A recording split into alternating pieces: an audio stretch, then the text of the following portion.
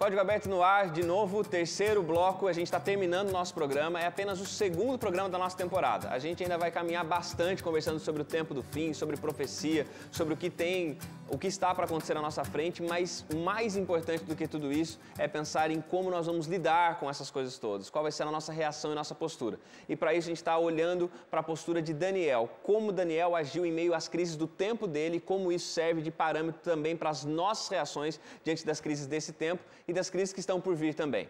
Para ajudar a gente a pegar alguns dos conceitos pelos quais nós estamos passando e ainda vamos passar e colocar tudo de uma forma sintetizada, você acompanha agora o vídeo do pessoal do Ponto de Referência. Acompanhe e daqui a pouco a gente volta.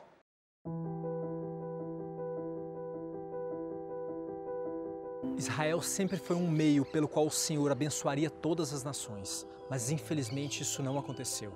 Ao invés disso, o paganismo se alastrou até o ponto de Deus permitir que fossem levados cativos para a Babilônia. E é interessante como em meio ao caos, Deus faz surgir a esperança e como através de poucos pode realizar os planos que uma nação inteira não foi capaz. Daniel e seus amigos foram testemunhas de Deus e luz ao mundo. Decidiu Daniel firmemente não se contaminar com as finas iguarias do rei, nem com o vinho que bebia. Você pode achar que isso é besteira, mas o ato de Daniel mostrava que apesar de estar longe de sua casa, de sua igreja, ele permanecia fiel às pequenas coisas e consequentemente nas grandes. Ele sabia que aquelas eram comidas e bebidas impuras, fora dos padrões de Deus, e sua decisão preparou seu corpo, mente e espírito para receber a sabedoria e inteligência vindas de Deus. E esse poder de Deus foi usado para revelar o sonho do rei e para interpretar que aquela grande estátua significava não só a história daquele reino, mas de toda a humanidade, até que o reino divino se estabelecesse. Daniel foi usado porque permaneceu fiel em todo o tempo, testemunhando do nome e poder do Senhor para todo o império. Mas nem tudo são flores para os que decidem adorar a Deus. O rei da Babilônia não quis aceitar as profecias de Deus. Ele queria mais, queria ser não apenas a cabeça, mas toda a estátua. Queria que seu reino fosse eterno. Esse é o retrato da humanidade. Arrogantes, orgulhosos, querendo desafiar o próprio Deus. Desejou para si a prerrogativa que é somente do Criador, a adoração. Essa história faz um paralelo com a história dos que escolheram, apesar das perseguições e ameaças de morte, permanecer fiéis ao Senhor em todo o tempo e que se repetirá nos últimos capítulos desse mundo. O testemunho desses jovens fizeram Nabucodonosor confessar o poder do verdadeiro Deus, assim como os primeiros cristãos fizeram o império se curvar ao cristianismo. E o nosso testemunho é a voz que vai abreviar a segunda vinda do Senhor e acabar com as misérias desse mundo. Pessoalmente, a história e profecias de Daniel sempre me ajudaram na convicção de que a Bíblia é a palavra do Senhor, meu ponto de referência, e nos mostra a misericórdia de Deus em apontar que o tempo do fim está próximo e que devo me preparar e que devemos anunciar a todo mundo essa maravilhosa esperança. Que a paz seja convosco. Voltamos para ouvir música. Antes da gente finalizar a nossa conversa, a gente vai ouvir o Dida cantando mais uma vez pra gente. Qual que é a escolhida de hoje, Dida?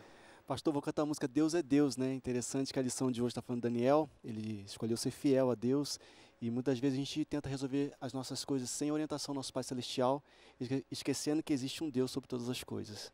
Beleza. Deus é Deus. Deus te abençoe. Amém.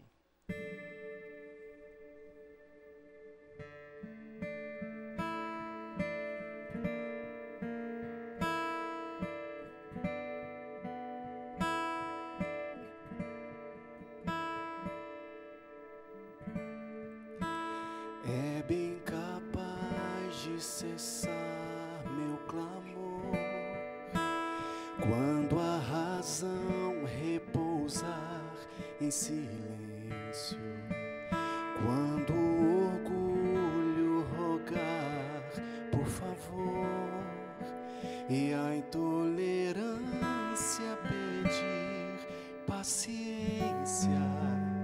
Tão improvável é crer, tudo coopera pro bem, mas as respostas estão em quem tudo pode mudar, tudo pode fazer.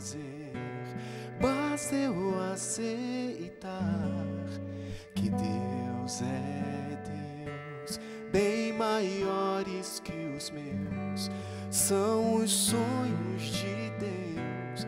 Basta eu aceitar que Deus é Deus.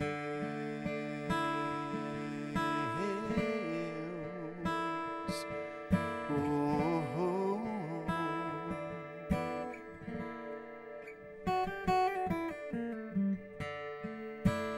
Como entender os caminhos de alguém que movimenta o universo inteiro? Sabe os lugares que vou percorrer, move montanhas por mim em segredo, tão improvável é crer. Tudo coopera pro bem, mas as respostas estão em quem?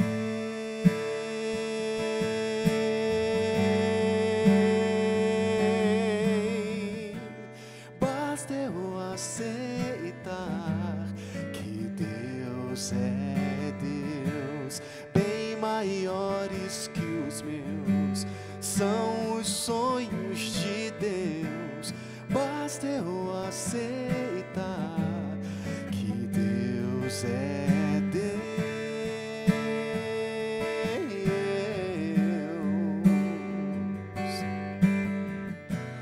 Basta eu aceitar que Deus é Deus. Deus é Deus. Basta eu aceitar que Deus é Deus.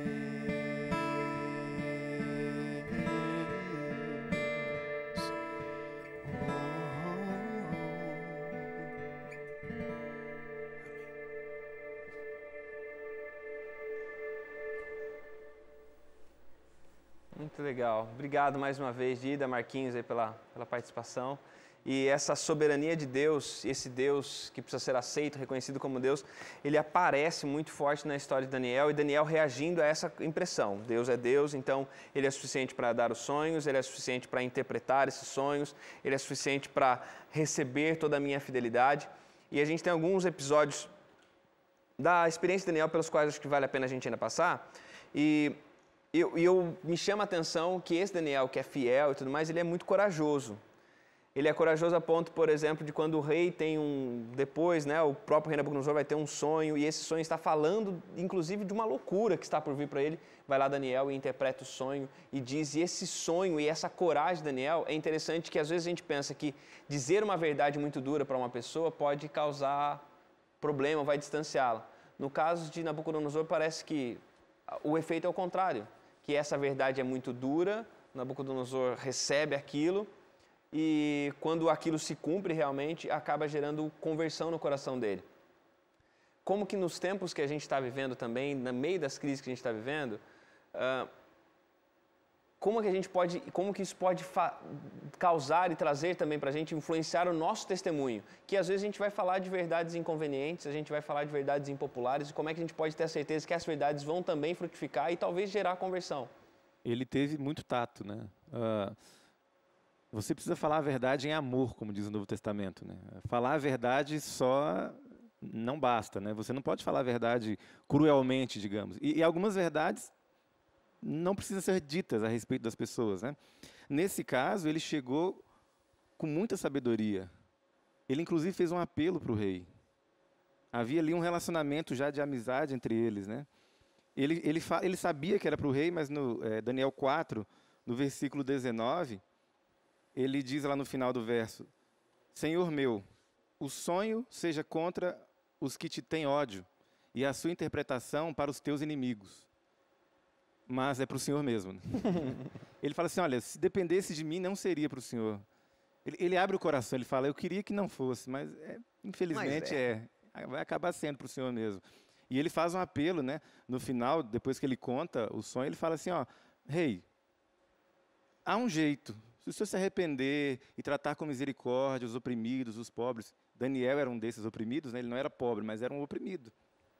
Pode ser que a coisa não se cumpra, né? O rei não atendeu, mas você percebe o tato, né? O senso, a preocupação com a pessoa, não só a preocupação em despejar a verdade, né?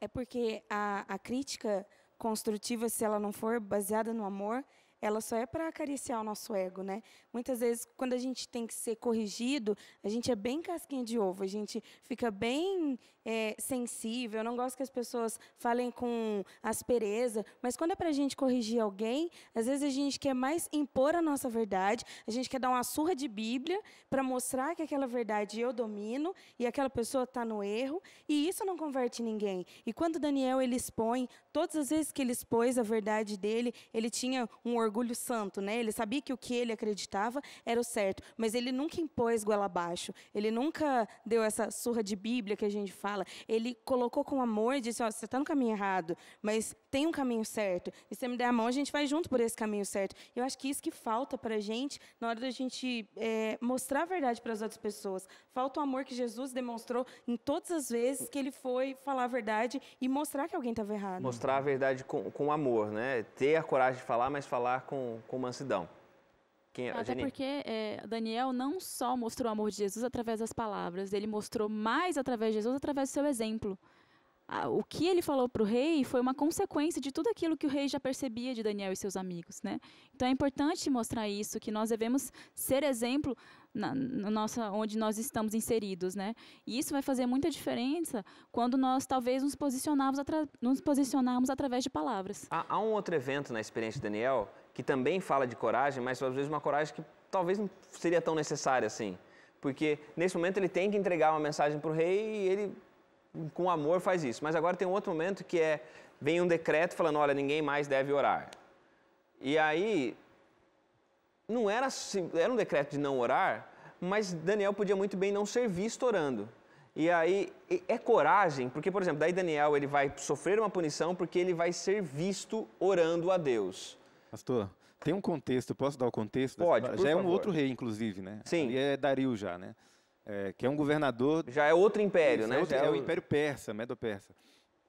Mas o que aconteceu é o seguinte, quando Babilônia caiu, os persas entraram, vieram, dominaram, mas eles mantiveram os funcionários de Babilônia em algumas posições-chave, né? E no capítulo 6 diz que foram escolhidos 120 líderes. Só que, de novo, Daniel se destacou. E aqui ele já está um senhor de idade, né? No começo, ele tinha 18 anos. Aqui ele já está um senhor, já na casa dos 60, 70, por ali. Mas ele se destacou de novo entre... Daniel era assim. E quando Dario olhou para ele, falou assim, não, você vai ser o chefe desses 120 aí.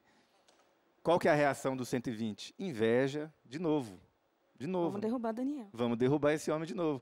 Não conseguiram pegá-lo na questão do trabalho, porque ele era um bom funcionário. Diz o capítulo 6, verso 4. Presidentes, sátrapas procuraram ocasião para acusar a Daniel a respeito do reino. Mas não puderam achá-la, nem culpa alguma, porque ele era muito fiel. Procuraram na religião. Foi o único ponto. E encontraram, né? Encontraram a fidelidade dele. Agora a questão é, por quê?